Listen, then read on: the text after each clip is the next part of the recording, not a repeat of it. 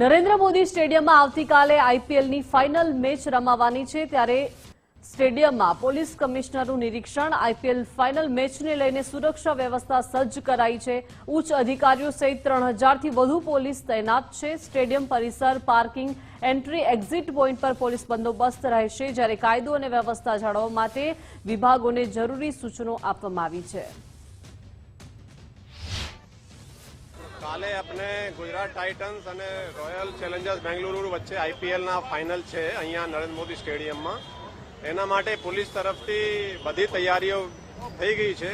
લગભગ બંદોબસ્ત આ ક્રિકેટ બંદોબસ્ત માટે લગભગ 3000ના ફોર્સ અહીંયા આપણે મૂક્યા છે। આ સિવાય ટ્રાફિક વગેરેના પણ બંદોબસ્ત છે। જે આપણે છેલ્લા લગભગ 2 મહિનાથી જે મેચો અહીંયા થઈ રહ્યા છે એના માટે આપણે એક્સ્ટ્રા હોલ્ડિંગ એરિયા પણ અહીંયા રાખ્યા છે, જેથી કોઈ સ્ટેમ્પીડના સંભાવના 0 થઈ જાય। એટલે કહી શકીએ કે થોડા નવા જે ઇનિશિયેટિવ લીધા છે અમે હોલ્ડિંગ એરિયાથી બધું આપણે સેફ છીએ।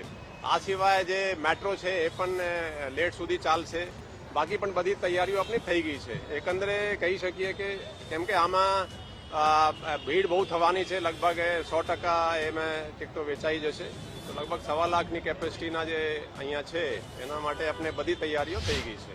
નહીં, ટ્રાફિક માટે આપણે લગભગ 3000 પોલીસ છે અને આ સિવાય ટ્રાફિક વગેરેના ટીઆરબી વગેરેના જવાનો પણ છે અને મોડી રાત સુધી જ્યાં સુધી ટ્રાફિક ક્લિયર નહીં થાય એ લોકો ત્યાં ફરજ બજાવશે। આ સિવાય બીડીડીએસ પણ અહીંયા આપણે રહેશે। બીડીડીએસની ટીમ, એન્ટી ડ્રોન ટીમ પણ અહીંયા રહેવાની છે। આપણી તરફથી તો આખી તૈયારીઓ બધી થઈ ગઈ છે, પણ કોઈ એવી કોઈ સ્પેસિફિક ઇનપુટ એના કોઈ ભાંગફોડી આવવાના કે એવું કંઈ નથી।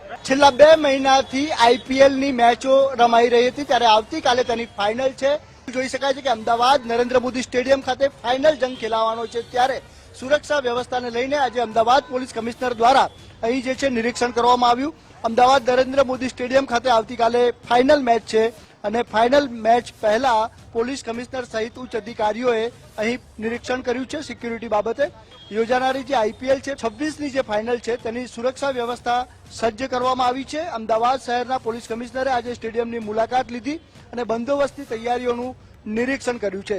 સ્ટેડિયમ પરિસર, પાર્કિંગ અને એન્ટ્રી એક્ઝિટ પોઈન્ટ પર સુરક્ષા વ્યવસ્થાની સમીક્ષા કરવામાં આવી છે। ફાઇનલ મેચ દરમિયાન કાયદો અને વ્યવસ્થા જળવાઈ રહે તે માટે ઉચ્ચ અધિકારીઓના કાફલા સહિત 3000થી વધુ પોલીસ કર્મીઓ તૈનાત રહેવાના છે। ત્યારે આવતીકાલની મેચ ઉપર સૌ કોઈની નજર છે। કોઈ પણ પ્રકારની કાયદો અને વ્યવસ્થાની સુરક્ષાના જોખમાય તેના ભાગરૂપે આજે નિરીક્ષણ કરવામાં આવ્યું, તેને સજ્જ કરવામાં આવી છે। ત્યારે આવતીકાલે તમામ જે પ્રેક્ષકો છે તેઓ જોવા અહીં મેચ પધારશે અને આવતીકાલે ફાઇનલ જંગ ખેલાશે। કેમેરા પર્સન વિજય સાથે સંજય જોશી, ગુજરાત ફર્સ્ટ, અમદાવાદ।